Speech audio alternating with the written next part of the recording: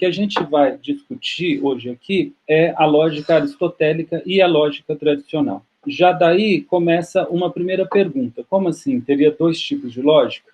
Nesse caso aqui, não exatamente, e a gente vai entender por quê, né? Então, a gente, de uma forma geral, pode entender a lógica aristotélica como um conteúdo do conjunto de obras de Aristóteles, denominado postumamente pela escola peripatética, né, dos seguidores de Aristóteles, de órgano, onde órgano é um termo que significa instrumento, ferramenta. Então, nesse sentido, a lógica é entendida como uma ferramenta, um instrumento. Um instrumento para quê? A gente vai ver com mais detalhe, né, logo agora, né, mas para se fazer ciência, para investigação, para filosofia. E, por outro lado, a gente vai falar de lógica tradicional, esse próprio conteúdo da lógica aristotélica, mais um conteúdo comum que foi utilizado por diversas correntes filosóficas posteriores, inclusive com diferentes metafísicas e ontologias, seja de Aristóteles, seja entre elas, né? Então, veja, existe um conteúdo que era ensinado por diversas correntes filosóficas que tinham pressupostos diferentes, metafísicas diferentes, ontologias diferentes, o que indica uma certa autonomia desse conteúdo, que ele pode ser dado por ele mesmo. O que a gente vai ver hoje aqui é justamente esse conteúdo comum.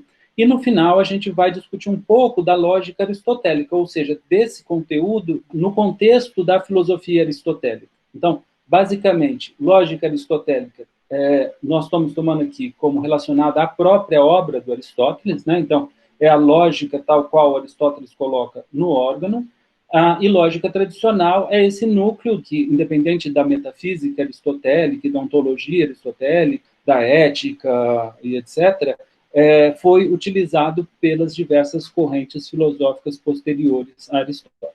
É interessante notar que a lógica tradicional ela chega até Kant, e Kant vai dizer que, como a lógica não andou nem um passo para frente, nem um para trás desde Aristóteles, ela pode ser considerada uma ciência acabada, né? Então, é esse núcleo dessa ciência considerada acabada por Kant que a gente estaria vendo hoje aqui. O que eu acho mais irônico dessa argumentação kantiana é que ela faz uma argumentação a posteriori para justificar a lógica que seria algo que teria que ser válido a priori, né? Então, é muito estranho ele fazer um argumento histórico para justificar, em certo sentido, a lógica tradicional, que ele vai transformar em lógica transcendental em relação ao sistema dele. É claro que é mais, talvez, um argumento persuasivo do que demonstrativo da validade da lógica. De qualquer forma, é curioso Kant usar esse argumento. Bom, vamos falar então um pouco sobre o órgão. Então, o órgão é constituído de 6 obras, e eu vou apresentá-las aqui na ordem tradicional. O primeiro livro são as categorias, né? De todos os livros, eu vou colocar aí na frente para vocês o título que ele recebe, em geral, na versão em latim, né? Como também na versão em grego, tanto nos caracteres gregos quanto na transliteração. Eu acho que é importante para a cultura de vocês, e vocês vão ver esses termos, né, em vários comentadores, né? Então, nesse livro das categorias, o que se estuda? Se estuda o termo isolado. Então, é verdade que se estuda muito mais que isso, relacionado à própria filosofia aristotélica, mas para nós aqui, do ponto de vista da lógica, o que talvez mais nos importa é isso, que ele está estudando os termos isolados, num certo sentido, as significações, as diferenças do que eles designam, as formas que eles designam, e nesse sentido, o estudo do verdadeiro e do falso ainda não está nesse livro das categorias, porque você está estudando só o termo isolado, né? Já no livro seguinte, né, da interpretação, Aristóteles realiza um estudo da proposição mesmo, ou seja, daquela afirmação ou daquele pensamento, o que se queira, no qual você está relacionando termos. Então, o termo já não é mais estudado isoladamente, mas se estuda o termo na própria proposição. E, em especial, aqui vai estar o estudo do verdadeiro e do falso, no relacionar dos termos, seja eles na sentença, seja eles com aquilo que essa sentença está dizendo, e, portanto, está se relacionando essa sentença àquilo que é. O verdadeiro e o falso vai estar aí numa forma imediata, que a gente pode colocar assim, verdadeira, quando aquilo que a gente diz que é, e aquilo que a gente diz que não é, não é. E falso é o contrário, ou seja, quando a gente diz que é alguma coisa e não é, ou quando a gente diz que não é alguma coisa e é. Então, de uma forma bem simples, pode ser colocado dessa maneira, né? E no da interpretação, ele estuda também a relação entre as proposições, o que vai nos dar aqui as inferências imediatas. Então, vamos voltar um pouco. Então, ele começa estudando os termos isolados, depois, agora, os termos agrupados em proposições, afirmações e negações. E a relação dessas proposições com o mundo, mas também em relação desses termos na proposição e também da relação das proposições entre si. E, nesse sentido, uma proposição pode implicar a outra. Então, você pode inferir uma da outra. Então, quando se passa de uma sentença a outra, de uma proposição a outra, se fala de inferências imediatas. Essa parte mais central do órgão das inferências imediatas, a gente vai ver mais adiante. Boa noite. Esses termos seriam palavras de uma frase? Sim, exatamente. Exatamente isso. O terceiro livro são os analíticos anteriores. E aí, então, analisadas as sentenças, né, as proposições, as relações entre elas imediatamente, né, nos analíticos anteriores, ele vai analisar a relação dessas sentenças, não de uma a uma entre si, mas de um conjunto delas, ou seja, o raciocínio, né, de uma forma geral. Então, os analíticos anteriores é a obra mais madura e mais importante, é considerada assim, né, nesses 6 livros do órgão, né, e ela contém a teoria geral do silogismo, que a gente vai estudar ela aqui nas suas feições gerais. O livro seguinte, então, seria Os Analíticos Posteriores, onde se aplica esses silogismos, né? Então, se discute a teoria da ciência, que também a gente vai falar um pouco aqui. É um estudo do silogismo e da teoria da ciência, né? A relação entre eles e como os silogismos propiciam a ciência, né? O livro dos tópicos, onde ele vai fazer um estudo da dialética, a gente vai ver o que significa isso, mas de qualquer forma ela não se confunde com a ciência, a gente já pode ver daqui, né? E vejam que o termo dialética em Aristóteles, apesar de ser o mesmo termo em Aristóteles, em Hegel, em Marx, em Platão, cada um deles usa esse termo no contexto da sua própria filosofia, então não tem o mesmo sentido, né? Então, aqui para Aristóteles vai ter um sentido preciso que a gente vai ver daqui a pouco e que está relacionado aos silogismos. E, por último, o Refutações Sofísticas, que estuda os argumentos sofísticos, isto é, os argumentos que não são inferencialmente válidos, que a conclusão não segue das premissas. Então, você tem certas premissas, chega a uma conclusão, mas esse ir das premissas à conclusão não é necessário, logicamente. Então, justamente, ele usa a lógica para analisar argumentos desse sentido, inclusive dos próprios sofistas, né? Por isso, argumentos sofísticos, e por isso os sofistas vão ser vistos depois também, né? Além das críticas que fazem a ele Sócrates e Platão, né? Aos sofistas, também o fato de ter argumentos não válidos em certas argumentações reforça ainda essa ideia de um comportamento não científico dos sofistas, mas aqui, mais do que isso, ele não está tratando exatamente, né, desses autores, e sim dos argumentos em si, mostrando, né, do ponto de vista da lógica aqui para nós, mostrando como eles não são argumentos válidos, inferencialmente válidos. Essas duas últimas obras, os tópicos e as refutações sofísticas, formam um todo, o que dá para notar no final, né, das refutações sofísticas, quando ele retoma, né, fazendo um resumo de tudo que foi exposto. Em português, nós temos essa tradução do órgão, né, tradução interessante, e que tem todos esses livros que eu citei aqui para vocês. Ok, então, o silogismo e o seu papel no órgão. A definição de silogismo, isso é um trecho do órgão, né, que está no Tópicos, com essa indicação aí, mas também se apresenta uma formulação muito parecida com essa nos analíticos anteriores e nas refutações sofísticas. Então, o que é um silogismo? Silogismo é um discurso argumentativo no qual, uma vez formuladas certas coisas, as premissas, a gente chama de premissas, né? Alguma coisa distinta dessas coisas, que é a conclusão, resulta necessariamente através delas, pura e simplesmente. Então, afirmadas as premissas, a gente entende que tem que chegar àquela outra asserção, aquela outra coisa, ou seja, chegar àquela conclusão. Então, basicamente é isso que é um silogismo. Silogismo está relacionado com o verbo grego, né, silogizomai, né, que quer dizer raciocinar, deduzir, tirar uma conclusão, fazer um silogismo. Então, é raciocinar. Basicamente, silogismo é raciocínio. Mas a gente vai ver que nessa análise do raciocínio se chega a raciocínios menores. Então, vamos ver isso com cuidado. Uma forma de silogismo é como aquela, todo homem é mortal, Sócrates é homem, Sócrates é mortal, né? Apesar que em Aristóteles a gente não trata do ser singular, então poderia ser todo cavalo é um animal, todo animal é um ser vivo, logo todo cavalo é um ser vivo. Esses são exemplos de raciocínio no qual, dadas certas coisas, a premissa, você tem uma conclusão. Bom, aonde se aplica o silogismo? Aí a gente estava falando dos analíticos anteriores, né? Então, por exemplo, na ciência, para Aristóteles, e nela a gente parte de, quem são as premissas? Proposições verdadeiras e primárias, e aplicamos os silogismos nelas até chegar aonde? A alguma coisa que é uma certeza, é uma verdade, a um conhecimento das coisas e dos seres.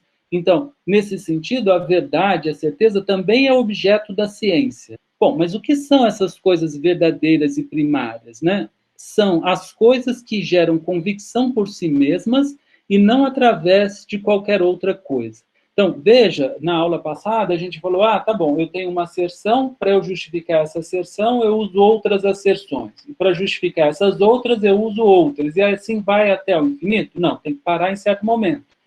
Para que a gente tivesse certeza de todas as nossas proposições, seria bom que essas que a gente chega, que são os nossos princípios, eles fossem autoevidentes. Então, num certo sentido, essas proposições verdadeiras e primárias, elas estabelecem essa convicção por si mesmas. A autoevidência é uma dessas formas, como a gente viu com os elementos de Euclides, né, que propicia estruturar toda a geometria. É verdade que Aristóteles é por volta de 500 anos antes de Cristo, né? E Euclides 300 anos, então é 200 anos mais ou menos depois de Aristóteles, então ele não está falando exatamente da obra de Euclides, mas já na ciência, como por exemplo na geometria, já havia essas demonstrações. Então, ele está descrevendo uma situação geral da ciência, onde se você tem uma confiança naquelas premissas iniciais e na dedução que a gente vai estudar e ver como manter essa verdade, você vai gerando novas verdades, você vai chegando cada vez mais a uma verdade a respeito do ser, né? Então, nesse sentido, é isso que é fazer ciência, e por isso o silogismo é tão importante aí. Depois eu acho que vai ficar mais claro quando a gente entrar no silogismo mesmo, na estrutura dele, no que ele significa. Você tem, então, a dialética, que, nesse caso, não se confunde com a ciência, de onde ela parte? De opiniões de aceitação geral. E o que ele está entendendo por opiniões de aceitação geral? Aquelas que se baseiam no que pensam todos, a maioria ou o sábio. E você vai chegar ao quê? Num conhecimento verossímil, ou seja, que provavelmente está muito próximo da verdade, que parece ser verdade. Então, vejam que isso não é exatamente ciência, ele diferencia uma coisa da outra, mas nesse sentido, os silogismos ainda podem ser utilizados para chegar a essas proposições que seriam verossímeis, né? E que também são úteis. Não tem o mesmo estatuto da ciência, mas também são úteis. E veja que quem é que é, vamos dizer, a autoridade dessas premissas primeiras, né? O que pensam todos, então se todo mundo aceita, nós vamos chegar, aplicando o silogismo, a conclusões daquilo que todo mundo aceita, então, a princípio, todo mundo aceitaria elas também. A maioria, indicando certo consenso, uma certa, não por votar a verdade, mas porque indica que talvez tenha alguma veracidade naquilo, né? Ou seja, aquilo é verossímil, né? Ou um sábio que, de tanto estudar, não está fazendo aquela asserção arbitrariamente, ao acaso, mas fundamentado no seu conhecimento. Então, é extremamente útil, né, a dialética. E, por fim, ela é usada também na erística, onde você parte de opiniões que só parecem receber aceitação geral, mas não é. E, às vezes, você até faz isso para mostrar que as conclusões são absurdas e que, portanto, aquelas opiniões não devem ser aceitas. E onde você chega na erística, há lugar nenhum exatamente, né? Mas ainda assim é uma aplicação válida dos silogismos, até mesmo, como eu disse, para provar que certas opiniões não se sustentam. Então, a seguir, nós vamos expor conceitos que servem ao núcleo tanto da lógica aristotélica, ou seja, essa parte, o órgão de Aristóteles, quanto o que a gente está chamando de lógica tradicional, que é esse conteúdo que vai se preservar nas diferentes filosofias que vêm depois de Aristóteles, né, e que conhece o órgão de Aristóteles. Então, e por fim, depois nós retornaremos a uma relação entre a lógica aristotélica e a filosofia aristotélica como um todo, tentando mostrar mais claramente o que seria essa lógica aristotélica diferente da lógica tradicional. Então, a gente vai apresentar o conteúdo da lógica tradicional para depois mostrar o que ela especificamente teria a ver com a obra de Aristóteles e aquilo que a gente estaria chamando de lógica aristotélica. Uma primeira coisa que, então, que a gente tem que tratar aqui é da forma apofântica. O que é isso? Como a ciência trata daquilo que é verdadeiro, importa as proposições que podem ser somente verdadeiras ou falsas. Questões só não produzem ciência, é o começo da ciência, mas não verdadeiramente ciência. Uma exclamação, um sentimento, isso não é necessariamente verdadeiro ou falso, né? Como a gente está querendo chegar ao verdadeiro, importa as proposições que são verdadeiras ou falsas, porque negando elas a gente tem uma verdade. E tais proposições são chamadas de apofânticas, que tem a significação de pôr às claras, né? Apô significa mais, e phainain significa exibir, mostrar, de né? Fósforo, né? O fósforo é aquilo que produz luz, né? Não a caixa de fósforo, porque não tinha fósforo no tempo de Aristóteles, mas tinha o fósforo que reluzia, por isso que ele chama fósforo, né?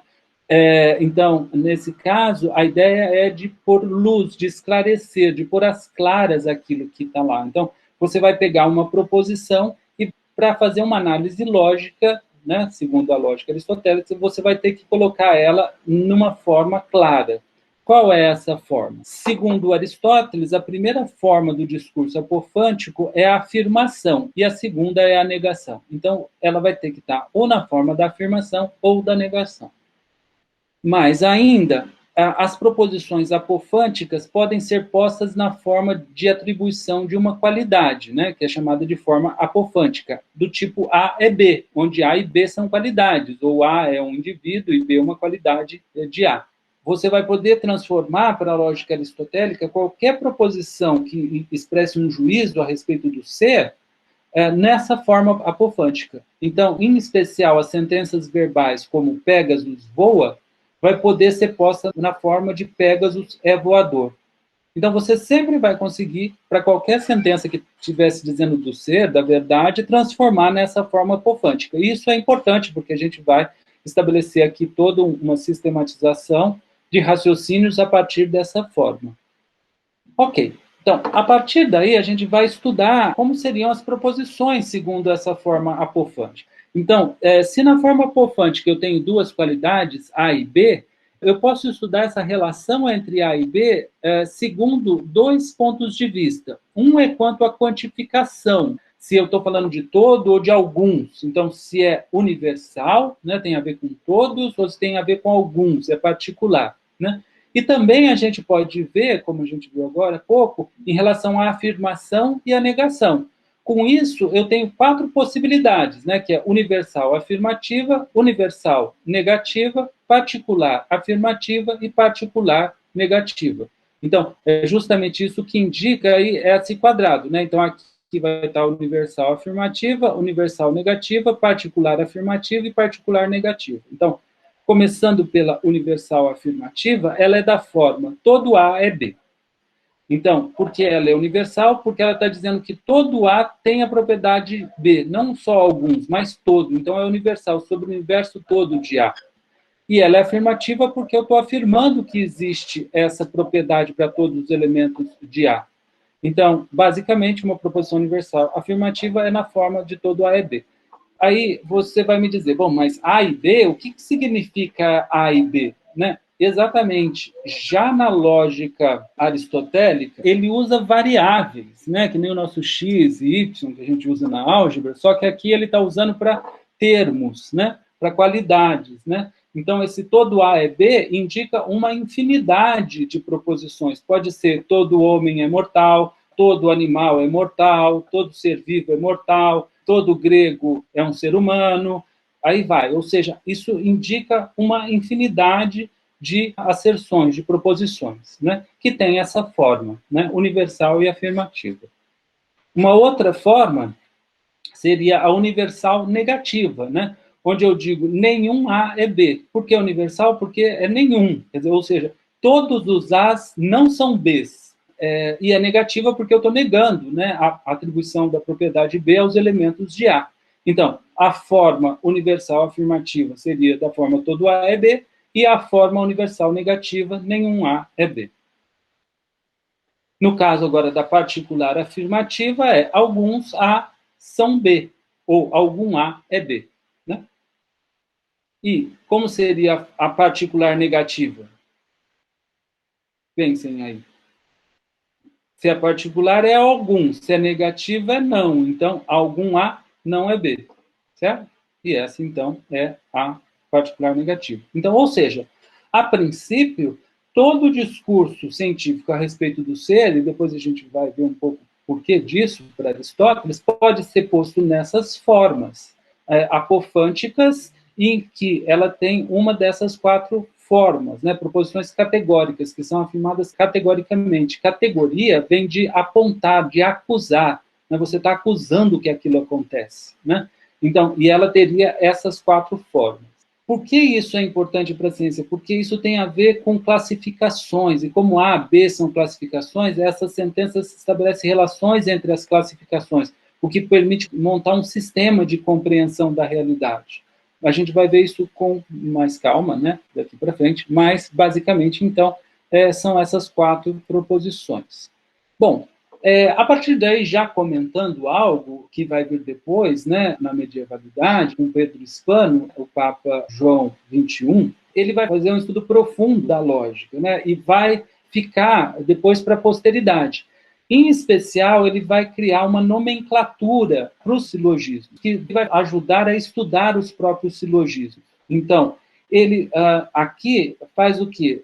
Utiliza uma vogal para cada proposição categórica.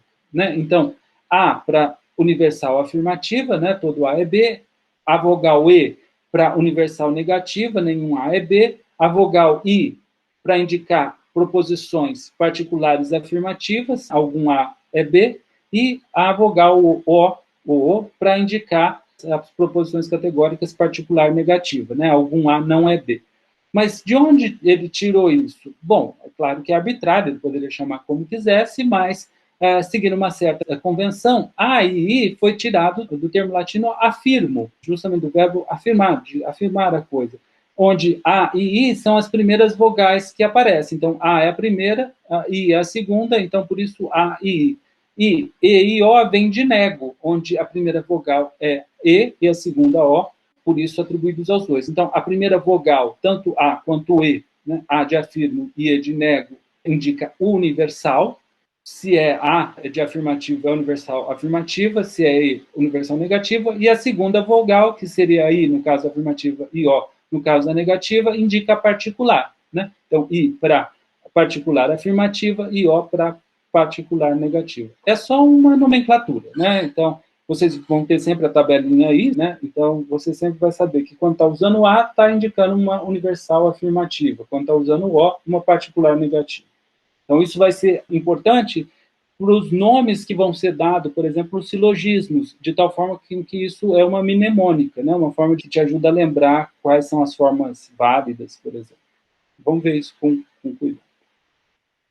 Ok, a gente viu as proposições, analisando elas e a relação delas. Isso é feito naquele livro da interpretação. Nas categorias você analisou os termos isolados, na interpretação você vai estudar a relação dos termos entre si. É isso que a gente está fazendo aqui, tanto do termo na proposição, quanto das proposições, umas em relações com as outras. Então, é isso que a gente vai fazer agora aqui, analisar um pouco as proposições, umas em relações às outras. E a gente já chegou que existe só essas quatro, né? A A aqui, ó, todo A é B, né? A universal afirmativa. A E, né? Nenhum A é B, universal negativa. A I, algum A é B, ou seja, a particular afirmativa. E a O, algum A não é B, a particular negativa. Vamos analisar, então, primeiro definições e depois relações entre elas. Então, primeiro, A e O, a universal afirmativa e a particular negativa, elas são chamadas de contraditórias. Por enquanto, tomem só como uma palavra, mas depois a gente vai ver que contraditória significa, de fato, contraditórias, né? Então, por definição, elas são contraditórias, assim como I e E, né? Algum A é B e nenhum A é B.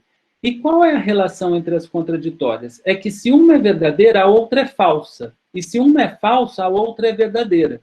Ou seja, uma é exatamente a negação da outra. Então, se você vê aqui, ó, todo A é B. Qual é a negação de todo A é B? Nenhum A é B? Não. A negação é de que nem todo A é B. Ou seja, algum A não é B. Então, isso é a negação disso. Assim como negar que algum A não é B, é afirmar que todo A é B. Então, depois, se vocês não se convenceram, parem o vídeo aí, né? E se convençam que uma é exatamente a negação da outra. Assim como algum A é B e nenhum A é B. Então, a negação de algum A é B é nenhum A é B, assim como a negação de nenhum A é B é de que algum A é B. Então, se uma é verdadeira, a outra é falsa. Então, num discurso, se eu cheguei que nenhum A é B é falso, eu posso concluir que algum A é B. Então, é nesse sentido que eu tenho as inferências imediatas. E a mesma coisa vai acontecer com as proposições em outras relações. Então, a próxima relação é dizer que A e E, né, as universais, né, a relação entre a universal afirmativa e negativa, todo A é B e nenhum A é B, são chamadas de contrárias. E o que significa ser contrárias? Que ambas não podem ser verdadeiras. Então, não é possível que, ao mesmo tempo, todo A é B e nenhum A é B. Né? Não dá para todo A ser B e nenhum A ser B. Né? Então, elas não podem ser ambas verdadeiras. Mas podem ser ambas falsas? Será que pode ser falso que todo A é B e que nenhum A é B? Pode. Por exemplo, todo brasileiro é paulista? Não, não é verdade, é falso.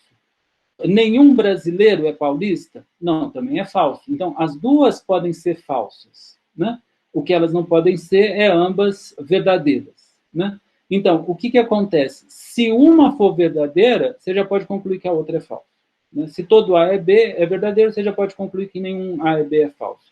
Se nenhum A é B é verdadeiro, você pode concluir que todo A é B é falso. Então, de novo, tem uma inferência de uma para outra.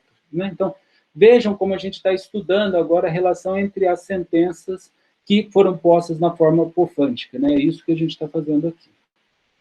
A outra definição é de subcontrária. Né? Então, a I e O são subcontrárias. Então, se essas daqui eram contrárias, essas são subcontrárias. E o que significa isso? Que as duas não podem ser falsas. E verdadeiras? Verdadeiras podem ser. Né? Então, vamos começar pelo verdadeiras e, de novo, com o exemplo de brasileiro e paulista. Algum brasileiro é paulista? Verdadeiro. Algum brasileiro não é paulista? Verdadeiro também. Então, elas podem ser ambas verdadeiras, mas elas não podem ser as duas falsas. Ou seja, não pode ser falso que algum A é B e que algum A não é B. Não tem jeito. Uma das duas tem que ser verdadeiras. E pode as duas ser verdadeiras. Subalternas. O que é a subalterna? É quando você passa de todo A é B para algum A é B, ou de nenhum A é B para algum A não é B.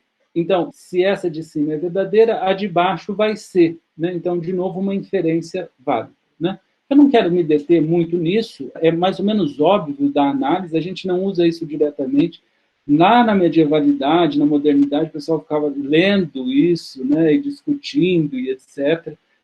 Não é o nosso caso aqui, porque todos podem depois se convencer, né, dessas coisas. Interessa mais o que vai vir depois. Né? Não é à toa que Descartes vai dizer, no estudo de lógica da época dele, que a lógica não servia para nada, porque ela só analisava o óbvio, não gerava coisas novas. Como a matemática que ele está propondo, por exemplo, gera coisas novas. Mas tudo bem, é importante de analisar, é assim que se dá o raciocínio, e isso vai ser importante também na lógica aristotélica em especial. E, por fim, então, a gente tem as superalternas, ou seja, a relação das de cima com as de baixo, né?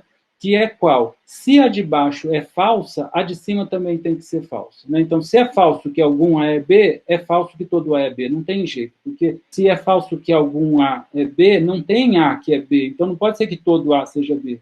A mesma coisa aqui, se essa é falsa, a de cima tem que ser falsa. Algum A não é B, se isso é falso, não pode ser que nenhum A é B. Né? Porque se é falso que algum A não é B, significa que algum A é B, então não pode ter nenhum A é B. Então, essa é a relação de implicação. Então, isso gera essa estrutura, que é chamada de quadrado das oposições, mostrando, então, como as 4 formas de proposições categóricas se relacionam entre si. E isso dá as inferências imediatas. Inferências imediatas porque é como você passa de uma proposição para outra só, né? Não de várias para uma. Eu sei que é muito conteúdo, mas para nós aqui é importante que vocês vejam isso, que vocês possam ter acesso a esse conteúdo se vocês quiserem, mas não é nosso interesse discutir exatamente no detalhe cada uma dessas coisas. Ok, então, seguindo adiante, agora entrando nos primeiros analíticos, estudando a silogística, o silogismo, que é o que mais importa aqui para nós, e é onde a gente vai parar, né, porque a gente viu, né, tantas coisas aí, mas o mais fundamental é essa parte, né? O que é o silogismo? A princípio, né, como a gente viu, silogismo significa raciocínio, em especial raciocínio demonstrativo. Você vai demonstrar algo. E quando Aristóteles usa a ideia de raciocínio demonstrativo no órgão, ele está falando do raciocínio em geral, ele não está falando só de um tipo específico de raciocínio. A princípio, ele está entendendo que ele pode tratar de qualquer raciocínio que seja demonstrativo, que vá mostrar a verdade a partir de certas verdades, no caso da ciência, né? Ou demonstrar a verossimilhança a partir de proposições, né, que são aceitas em geral, né, por exemplo, ou do sábio, como a gente viu, né, ou que a maioria acredita, né, na dialética. Então, são raciocínios em geral que a palavra silogismo está significando. Mas, quando ele vai analisar o silogismo, ou seja, o raciocínio, na verdade, ele analisa só argumentos que são compostos de 2 premissas e uma conclusão. Aí você vai falar, olha, mas um raciocínio ele pode partir de várias premissas para chegar em conclusões parciais, que depois vai chegar em outra conclusão, até chegar na conclusão final. Sim, é verdade. Mas o que está sendo subentendido aqui? Que qualquer um desses raciocínios complexos poderiam ser decompostos nesses raciocínios mais simples, que vão ser apresentados aqui. Então, basicamente, para nós aqui, em termos técnicos, silogismos são argumentos compostos de 2 premissas apenas e uma conclusão. Então, por exemplo, aqui dentro, todo M é P, todo S é M, logo todo S é P. Todo brasileiro é um ser vivo, todo paulista é um brasileiro, logo todo paulista é um ser vivo, por exemplo. Então, são raciocínios desse tipo. Bom, mas o que acontece? Então, a gente tem 2 premissas e uma conclusão. Essas premissas podem ter qualquer uma daquelas 4 formas que a gente viu, né, das proposições categóricas. Então, pode ser universal afirmativa, todo A é B, particular afirmativa, algum A é B, universal negativa, nenhum A é B, ou particular negativa, algum A não é B. No caso desse nosso silogismo aqui, todas elas têm a forma A, né? É uma universal afirmativa, do tipo todo A é B, né? Todo M é P, todo S é M, todo S é P. Então, todas elas têm essa forma A, mas não precisava ser. A gente vai ver que pode ser qualquer uma dessas 4. Bom, independente disso, então a gente sabe que elas podem ser cada uma dessas 4. Mas vamos agora dar certas definições para a gente poder tratar os silogismos. E é justamente essa definição dos termos num silogismo e das premissas, né?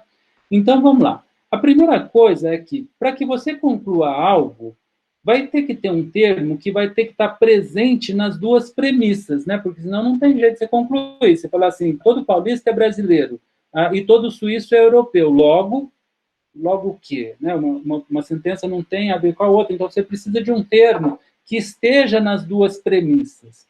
Esse termo que está nas 2 premissas é chamado de termo médio, porque ele é o meio pelo qual você faz o silogismo, né? Então, o termo médio é aquele termo que aparece nas 2 premissas, né? Então, se você tem aqui todo brasileiro é um ser vivo e todo paulista é um brasileiro, brasileiro é o termo médio, né, das 2 premissas. Então, o termo que aparece nas 2 é chamado de termo médio. E a partir daí? Bom, a partir daí a gente olha para a conclusão, porque o termo médio, vamos dizer, é anulado e, na conclusão, só sobram os outros 2 termos. E veja que o silogismo tem só 3 termos, né? O sujeito da conclusão é chamado de termo menor. E o predicado da conclusão é chamado de termo maior. Então, veja que eu estou usando SP aqui para lembrar que é sujeito e predicado, né? Sujeito de quem? Da conclusão. Predicado de quem? Da conclusão. Então, termo menor é o sujeito da conclusão e termo maior, o predicado. Com isso, a gente deu nome para todos os termos do silogismo. Ou vai ser o termo menor, ou o termo maior, ou o termo médio. Aí você vai me perguntar, mas o termo menor está sempre contido no termo médio, o termo médio sempre contido no termo maior, como, por exemplo, paulista, brasileiro e ser vivo? Não, não necessariamente, tá?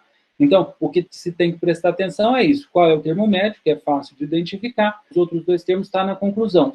Se for sujeito, é o termo menor. Se for predicado, é o termo maior.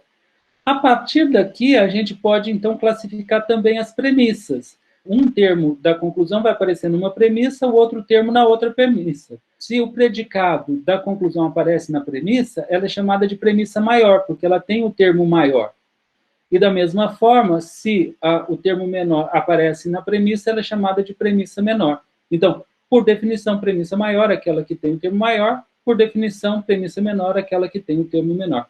Com isso, a gente consegue nomear todos os termos de um silogismo e todas as sentenças que ocorrem nele. Ou essa sentença é a conclusão, ou ela é uma premissa. Ou ela é a premissa maior, ou é a premissa menor.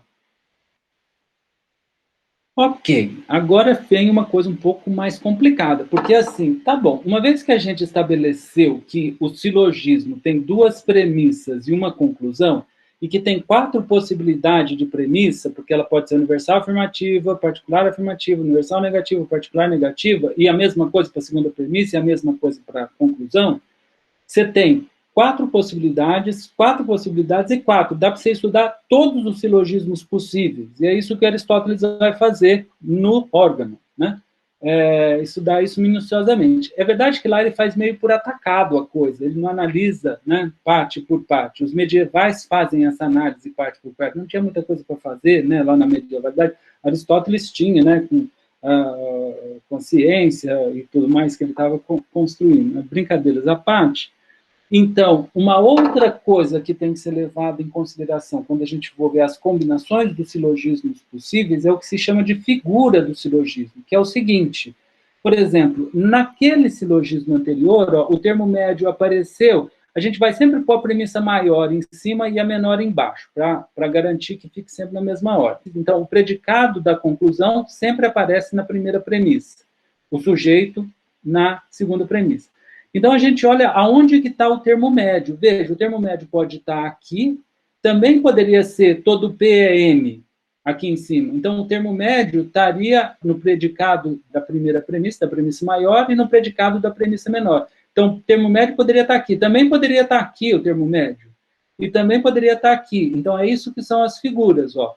O termo médio pode ser o primeiro termo da primeira premissa e o segundo da segunda, ou ser o predicado das duas premissas, ou ser o sujeito das duas premissas, ou está invertido, né? Veja que embaixo é sempre SP, ou seja, porque aqui é sempre o sujeito da conclusão, que é o termo menor, e o predicado da conclusão, né? Então, termo menor, termo maior, termo menor, termo maior, termo menor, termo maior. Por ordem, a gente sempre coloca a premissa maior, ou seja, aquela que tem o predicado da conclusão primeiro. Então, o Pzinho tem que aparecer aqui em cima. E embaixo, então, vai aparecer o Szinho, que é o sujeito da conclusão, o termo menor. E aí a gente analisa as possibilidades de onde está o termo médio. Com isso, a gente tem 4 figuras possíveis. Tudo isso para dizer o seguinte, a gente tem 256 silogismos possíveis, ou seja, são 4 proposições categóricas. Aqui pode ser 4 proposições, porque pode ser todo MP, ou nenhum MP, ou algum MP, ou algum M não EP. Então, 4 possibilidades. Aqui, mesma coisa. Todo S é M, nenhum S é M, algum S é M, algum S não é M. Aqui, todo S é P, nenhum S é P, algum S é P, algum S não é P. E eu vou analisar todas essas possibilidades, né? Então, só para aqui eu tenho 4 vezes 4 vezes 4. Aqui também, 4 vezes 4 vezes 4, 4 vezes 4. Então, isso dá. Já que são 4 proposições categóricas, eu tenho as 4 figuras. Para cada uma dessas, 4 premissas possíveis menores, 4 premissas maiores possíveis, 4 conclusões possíveis. E dão 256 silogismos. Então, o que a gente vai fazer aqui? Analisar cada um deles um a um. Tudo bem? Imagina, né? a gente não ia sair daqui, né? E não ia servir para muita coisa. Então, o que eu vou fazer para vocês aqui é já apresentar para vocês aqueles que são válidos, ou seja, aqueles que a conclusão segue das premissas. E esses são apenas 19, tudo bem? E eu vou apresentar, então, a tabela para vocês. A gente não está considerando aqui alguns outros válidos que surgem, que a conclusão, na verdade, é uma inferência imediata da conclusão desses 19 válidos. Então, você fez os 19 válidos, aquela conclusão, você pode aplicar uma inferência imediata e chegar numa sentença, né? Então, esses daí a gente não vai precisar estudar, porque um tanto quanto óbvio como você passa da conclusão desse 19 para essa conclusão desses daqui. Então, a gente vai olhar só os 19 que são válidos. E são esses daqui. Só vou dar uma ideia para vocês. Então, já notem o seguinte aqui no nome do silogismo. Ó. Todo silogismo tem 3 vogais. Né? Então, aqui, ó, A, I, A. E, A, I, E. A, I, I, O. Essas vogais, elas indicam qual é o tipo de proposição que está no silogismo. Aqui, premissa maior, aqui, premissa menor, aqui, conclusão. Então, veja, está dizendo, a conclusão é A, é universal afirmativa, do tipo todo A é B, só que é SP, então é todo S é P. Aqui é E é nego, é universal negativa, então é nenhum S é P. Nesse daqui, ó, a conclusão é I. O que é I? É particular afirmativo, então algum S é P. E O é particular negativa, né? Então seria algum S não é P. Algum S não é P. Tá? Então, o nome do silogismo já está te dizendo como é que vai ser, por exemplo, a conclusão, o que você vai escrever na conclusão. Então, basta você decorar esse nome, Bárbara, para saber como gerar o silogismo a partir daqui. O que mais? Aqui é a primeira premissa, né? A premissa maior, e aqui a premissa menor, que está na primeira figura, que então é MPSM. Então, como é que fica? Se é tudo A, universal afirmativa, é todo M é P, todo S é M, logo todo S é P, que é o que está aqui, ó. Todo M é P, todo S é M, logo todo S é P. Aqui, ó, é E, que é nenhum, né? Depois no meio é todo, depois é nenhum. Então vai ficar como? Nenhum M é P, todo S é M, nenhum S é P. Né? Que é o que está escrito aqui. Nenhum M é P, todo S é M, logo nenhum S é P. Então, ou seja, com o nome do silogismo, você, e sabendo a figura que ele pertence, você consegue remontar o silogismo. Aqui na segunda figura, o que é essa segunda figura? O termo médio tem que estar na conclusão, né? Então, se é, vamos ver se tem aqui, ó, vamos pegar esse daqui, ó. Esse a gente sabe que é o nenhum, né, o E, o A a gente sabe que é o todo e E é o nenhum. Então, se é a figura, olhando aqui, ó, nenhum P é M, todo S é M, nenhum S é P. Então, é isso daqui que está aqui. Tudo bem? Ô, professor, mas de onde que tá vindo, de onde que vem esse nome, esses nomes? Esses nomes foi aquele que o Pedro Spano deu aos silogismos, né? Então, por isso que ele deu aquela letrinha, o A para o todo, o E para o nenhum, o I para o algum e o O para o algum não. Né? Então, ele deu aquelas vogais e dessas vogais ele criou esses nomes. Exatamente. E aí eles fazem um poema com isso daqui, com esses nomes, para você saber todos os silogismos válidos. Mas o poema é do tipo assim, Barba, Quelarente, Dari e Ferison chegaram à festa, Quesar e não sei o que lá. Então não adianta, para guardar o poema, você já guarda os nomes, né? Mas basicamente essa é a ideia. Tipo assim, aqueles mnemônicos de cursinho que eles fizeram para a lógica. Você guarda esses nomes, você sabe todos os silogismos válidos. Tudo bem? Ficou claro? Então, é arbitrário, mas é arbitrário que foi feito a partir daquelas análises. Então, eles forjaram esses nomes para dar certinho. Tudo bem? Com isso, então, tendo o nome do silogismo e sabendo a figura que ele está, você consegue refazer toda a figura. Para nós aqui, basta olhar, né, para a nossa tabela, né? Então, o que é importante aqui para nós? Veja que, então, a gente começou lá analisando as proposições, as relações entre elas, as inferências imediatas, agora como 2 proposições levam a uma. E a gente pressupõe que a gente pode reduzir todo o raciocínio a essa ideia de que duas leva a uma, né? Ou que uma é baseada por duas proposições, né? E aqui estão todos os raciocínios válidos. O que mais que é interessante aqui? Aristóteles mostra nos primeiros analíticos que todos os silogismos válidos podem ser reduzidos a bárbara e quelarente, ou seja, todos esses daqui são formas diferentes de dizer o que Bárbara está dizendo e o que o Quelarente está dizendo. O que Bárbara está dizendo? Que, basicamente, que S está dentro de M e se M está dentro de P, então S está dentro de P. Né? Então, é um conjunto contido dentro do outro. Se A está contido dentro de B e B está contido dentro de C, então A está contido dentro de C. É isso que está dizendo. E o que Quelarente está dizendo? Está dizendo que se nenhum M é P, ou seja, aqui está M e aqui está P, eles são distintos, nenhum, ele não tem intersecção, e se todo S é M, então lá dentro do M tem um S, nada desse S vai estar dentro do P, nenhum S é P.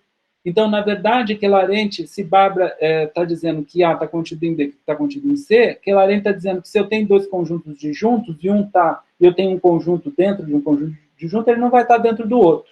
Basicamente, todos os outros raciocínios aqui, ele mostra que pode ser reduzido a essa ideia aqui. Tá? Por que isso é importante? A gente vai ver que isso é importante do ponto de vista da ciência do Aristóteles, daquilo que ele quer mostrar, mas a gente vai falar um pouco daqui a pouco sobre isso.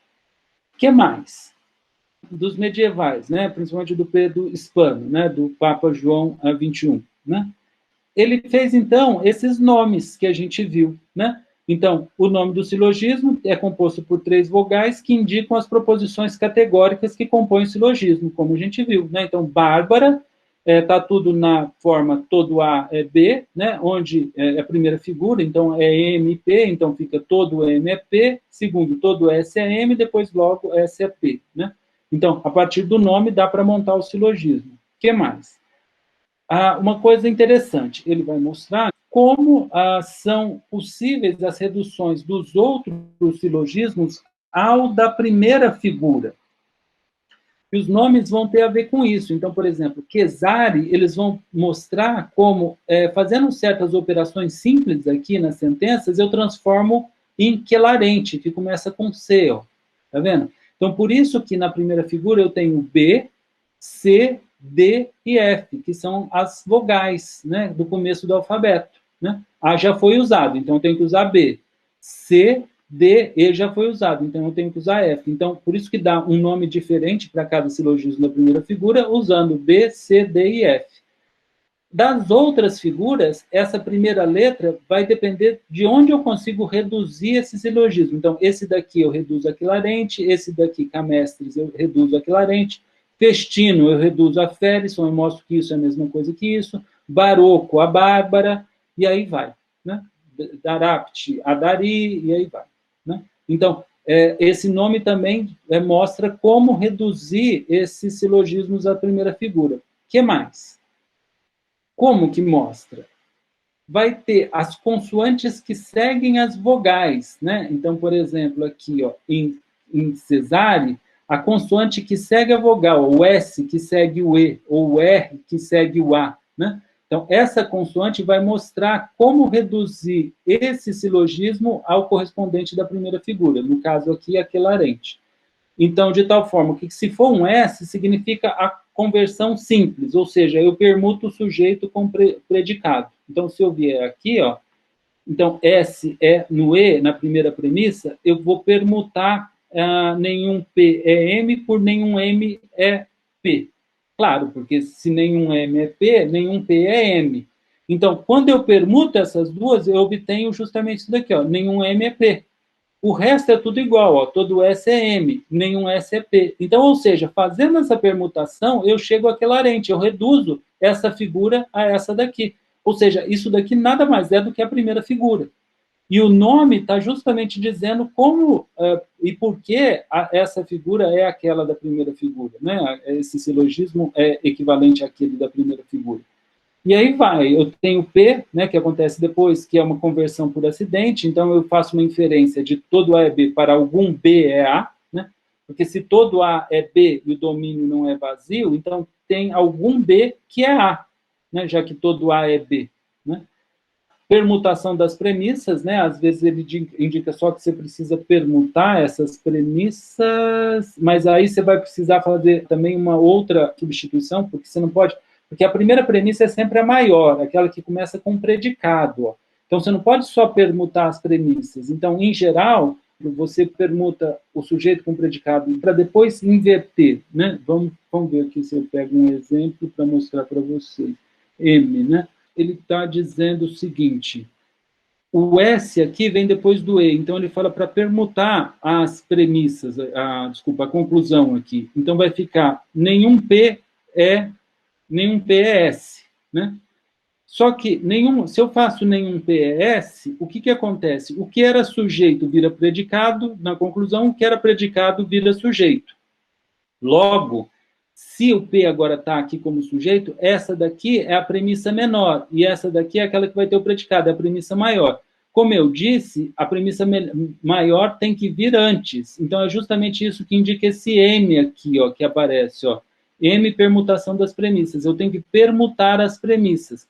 Quando eu faço isso, eu fico com nenhum M é P, que seria esse daqui, nenhum M é P. A de cima, que virou a de baixo, fica... Não vai dar, vai lá, vamos lá, força. Fica todo todo S é M, porque virou sujeito, né? Então, todo S é M, logo, nenhum S é P, né? Porque invertendo dá a mesma coisa. Bom, de qualquer forma, a minha intenção aqui não é que vocês saibam isso de cor, ou que vocês consigam fazer todas essas transformações. Se vocês quiserem tentar fazer e estudar, é um exercício extremamente interessante. Para alguns, para outros são extremamente chato, mas o que eu quero mesmo mostrar aqui é a profundidade, então, que chegou esse estudo desse conteúdo lógico, né? Primeiro, entendendo que cada proposição teria que ser colocada numa forma apofântica, que essa forma apofântica poderia ter uma das 4 formas das proposições categóricas, que então, já que eu tenho todas as combinações possíveis, eu posso analisar as inferências de fórmula para fórmula, eu tenho aquele quadrado aristotélico das oposições, né? E também eu posso analisar como uma proposição está baseada em outras duas, ou como de duas eu chego em uma, que é justamente o silogismo, né? E com isso, eu posso então analisar todos os silogismos válidos possíveis, dos 256, né? Eu posso analisar os 19 que são válidos, que são esses, e aí analisar o porquê e mostrar a relação desses raciocínios válidos entre si, né? Basicamente, né, com esses nomes a gente mostra que tudo é reduzido a esses 4, e com a análise de Aristóteles a gente mostra que, na verdade, tudo seria redutível a esses 2 primeiros, né? Bom, basicamente, esse é, então, o conteúdo do que se chama de lógica tradicional. E vejam que tudo isso que foi explicado, independe se você é um empirista, se você é um racionalista, se você é um idealista, se você é um cético, você pode usar essa lógica, esse estudo que foi feito. Na medida em que esse conteúdo serve a diferentes filosofias, ele passa a ter uma certa autonomia, ele não depende tanto da filosofia, ele se estabelece por si próprio. Então, isso que é entendido como lógica tradicional, é basicamente essa estrutura que foi apresentada aqui, né? Tem também um estudo em relação ao possível, ao necessário, mas isso é mais, inclusive no próprio órgão tem isso, mas isso não é tão bem estabelecido como tudo isso que a gente discutiu aqui. E o que seria, então, lógica aristotélica? Se isso que eu expliquei é lógica tradicional, o que é lógica aristotélica? É essa estrutura no contexto da filosofia aristotélica, ou seja, aquilo que está sendo dito no órgão, para além dessa estrutura que eu estava dizendo aqui, né? Então, para dar uma ideia, mais ou menos, do que seria ela, a gente tem o seguinte, que no órgão, relacionado com esses elementos de lógica que a gente colocou, tem elementos de ontologia, né? Ou seja, aquilo que Aristóteles julga existir, o que ele julga não existir, os seres que têm precedência em relação a outros. Então, a substância primeira, que é o ser singular, tem precedência sobre a substância segunda, que são os gêneros, né? Então, por exemplo, isso faz parte do que eu poderia chamar de uma ontologia de Aristóteles, né? Tem uma teoria do conhecimento, na obra de Aristóteles, uma teoria da ciência, que a gente acabou de ver aqui alguns elementos, teoria da expressão, uma filosofia da linguagem, uma teoria da definição, uma metafísica, e o órgão, no caso de Aristóteles, está relacionado com todos esses elementos, né? Então, Para um conhecimento mais acabado do significado do órgão, é necessário conhecer o todo da filosofia aristotélica, não toda a filosofia aristotélica, mas correlacionar com o todo dela, né?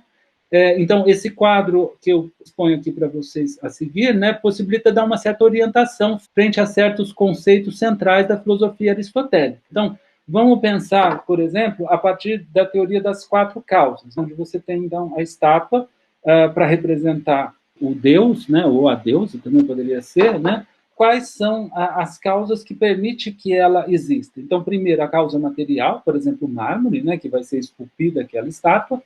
A causa formal, então você tem que dar aquele mármore aquela forma, né? Então ela é essencial para que a estátua venha a existir. A causa efetiva, que é o artista que fez aquela estátua, a gente pode entender como aquele elemento que está juntando a causa material com a causa formal. E você tem também a causa final, né? O porquê que foi feita aquela estátua, como, por exemplo, em homenagem à deusa, ou ao deus, se vocês quiserem. Você tem lá, então, a estátua, você tem, ele depende do mármore para fazer aquela estátua, né, causa material, depende de dar uma forma para aquela estátua, a causa formal, você depende do artista que faz aquela estátua, e que, em certo sentido, promove a união da causa material com a causa formal, né, que dá forma àquela matéria, e você tem também a causa final, né, o porquê que foi feita aquela estátua, como, por exemplo, em homenagem à deusa ou ao deus. Tudo na natureza é formado a partir dessas quatro causas, né, para Aristóteles. O que mais? A matéria, ela está ligada com uma noção de potência, de potencialidade, porque a matéria você pode dar a ela diversas formas, né? Enquanto que a forma está ligado com um ato, né? Com dar aquela forma, com a atualidade, né? Aquilo que está sendo posto ali. Tanto no sentido de energeia, que é de estar tendo aquela forma, né? Executando aquela potencialidade, aquela possibilidade, quanto o sentido de inteléquia, que é uma forma que está acontecendo, por exemplo, num ser vivo. Então, essa forma no ser vivo vai desencadear coisas na atualidade. Não é só as potencialidades que aquele ser vivo pode ter, mas aquela forma que aquele ser vivo tem. Então, num certo sentido, a potência está ligada com uma certa indeterminação, ou seja, com as possibilidades, por exemplo, que a matéria pode ter, enquanto que a forma está ligada com uma determinação, né? Aquilo que vai ser determinado, vai ter aquela forma, né? E a gente vai ver, então, que a definição, no caso da ciência, está relacionado com essa forma, essa determinação que a coisa vai ter. E é aí que a gente vai estudar as formas que as coisas têm na realidade, né? Portanto, a forma daquilo que é.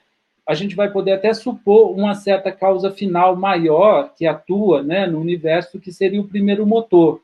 Mas a gente não vai entrar nisso, só para entender um pouco. O verbo energeien, que está ligado com energeia no português, que a gente criou essa palavra justamente para indicar essa palavra grega, né, significa agir, passar para o ato, atualizar. Então, pegar daquelas potências, daquelas possibilidades e atualizar uma delas, né? Ser a potência atualizada ali, né? A semente tem, em potência, poder ser árvore, né? Então, você vai plantar e fazer com que ela passe à atualidade aquela potência, né? Ok. Então, entendido minimamente isso, a gente pode relacionar com a lógica aristotélica. Então, Aristóteles estabelece vários tipos de definições no órgão, né? O que nos interessa aqui é a definição formal ou essencial, porque é ela que está falando, de fato, né, do mais essencial, daquilo que é. E esse é o último slide, gente.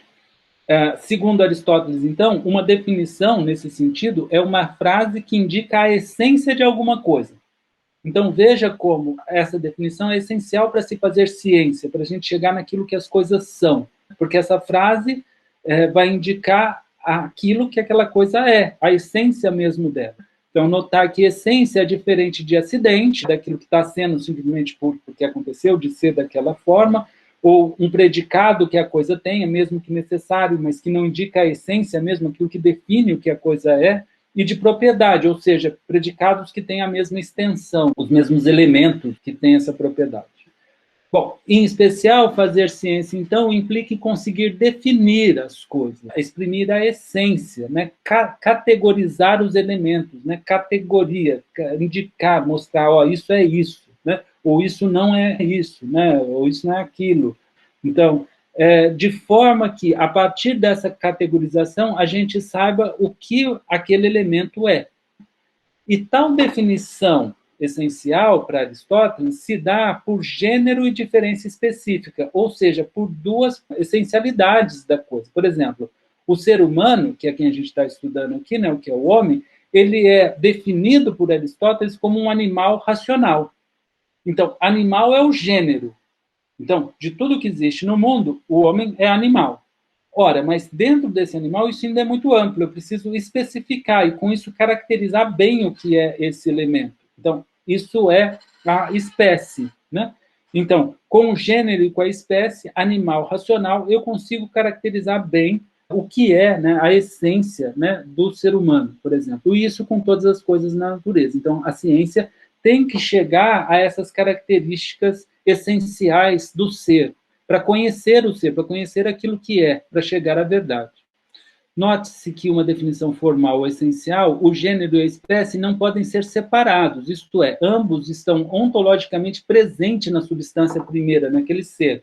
Então, num ser humano, em Sócrates, por exemplo, ser animal e ser racional não é que são duas coisas desconectadas, não, eles estão ontologicamente ligados naquele ser. Então, na lógica aristotélica, não se trata de, né, essencialidades solta, quando está falando do próprio ser, mas coisas inerentes ao próprio ser, que definem aquele ser, a essência daquilo, né, aquilo que caracteriza mesmo, né, o que está sendo posto ali. Por isso é ciência.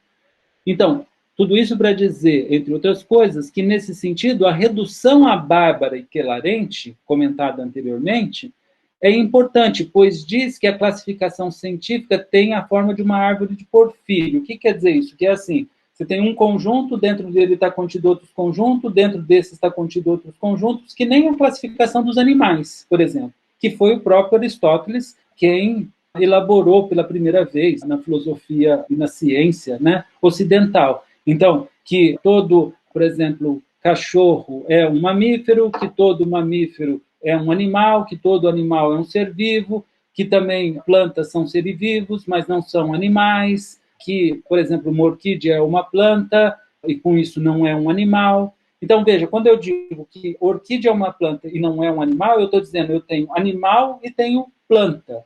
Lembra de Quelarente? Quelarente dizia o quê?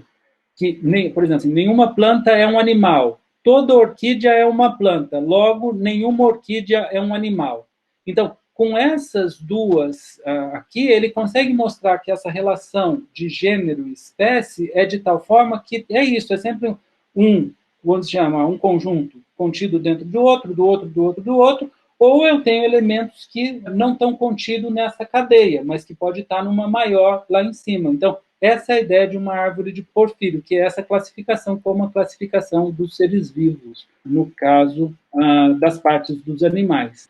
Então, portanto, a lógica é usada então como um órgão, um instrumento para se fazer ciência, para se conhecer a essência das coisas, que depende dessa categorização que está sendo feita. Cabe lembrar que, para o grego antigo, a linguagem é a expressão adequada do pensamento. Então, o importante não é a linguagem em si, mas o pensamento. E se a linguagem é a expressão adequada do pensamento, também é do ser. Porque o conceito é a presença mesma da essência da coisa na alma, né? O que é a alma, para Aristóteles? É a forma de um corpo que tem vida. Então, num corpo que tem vida, aquela forma, se ela é adequada às coisas, eu tenho a forma do mundo na minha cabeça. Eu não tenho o mundo na minha cabeça, porque a matéria das coisas não vão entrar na minha cabeça, mas eu tenho a forma com que isso funciona, a forma com que isso é. E as categorias, né, os conceitos, os gêneros, as espécies, elas classificam a forma dessas coisas e como elas funcionam. Então, por exemplo, eu classifico as coisas em terra, fogo, água e ar, né? Bem entendido, água, por exemplo, aí quer dizer líquido, não quer dizer água especificamente, mas tudo aquilo que tem forma líquida, terra, aquilo que tem forma sólida, ar, aquilo que tem forma gasosa, e isso estou traduzindo para as nossas palavras de hoje em dia, né? E fogo, aquilo que é plasma, né? Como o fogo mesmo, né? Que a gente tem quando põe o fogo em madeira, né? E aí você está transformando algo que é terra, é sólido, em gasoso, em ar, né, e em fogo também, né? Então essas transformações. E uma das coisas que Aristóteles vai colocar como lei da natureza é de que existe um lugar natural para cada uma dessas coisas. Então, mais embaixo de tudo fica algo que é terra, depois vem algo que é água, depois, por isso que você, quando joga uma pedra na água, ela afunda, né? Depois o gás, é por isso que quando você gera gás, borbulhas dentro da água, ele sobe, porque o lugar natural dele é em cima da água, e depois o fogo, que está acima, que fica em cima de todos esses. Então, usando essas categorias para aplicar nos objetos e usando essa lei, eu consigo dizer como a natureza vai agir. Então, eu estou dizendo daquilo que é. E o que eu tenho na minha mente, né, na minha alma, a respeito do mundo? Essas formas. Né? Ter ciência é ter um pensamento adequado às coisas, né, e expressar isso. E Aristóteles vai dizer que, em certo sentido, a alma contém todas as coisas, a nossa forma de pensar pode conter todas as coisas, é claro, em termos formais, né, não material.